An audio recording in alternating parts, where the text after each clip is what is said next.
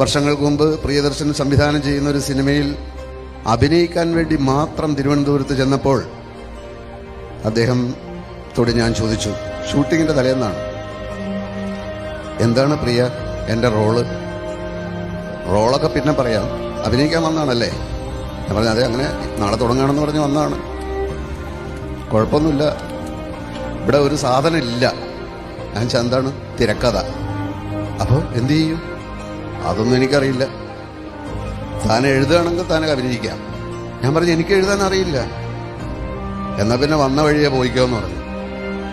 വന്ന വഴി പോകാൻ എനിക്ക് അറിയാം, പക്ഷേ ആ വഴി പോയിട്ട് വലിയ പ്രയോജനമില്ല എന്നുള്ളതുകൊണ്ട് ഞാൻ അവിടെ തന്നെ നിന്നു. അങ്ങനെ സിനിമയുടെ തിരക്കഥ എന്ന് പറയുന്ന നടുക്കടലിലേക്ക് തള്ളിയിട്ട് എന്നെ മുക്കിക്കൊല്ലാൻ ശ്രമിച്ച വിദഗ്ധനാണ് ഞാൻ. മുങ്ങിയും പൊങ്ങിയും ചക്രശ്വാസം വലിച്ചും ഇപ്പോഴും ജീവന് വേണ്ടി പാടുപെടുകയാണ്. അതിനിടയിലാണ് ഇതൊക്കെ സംഭവിക്കുന്നത്.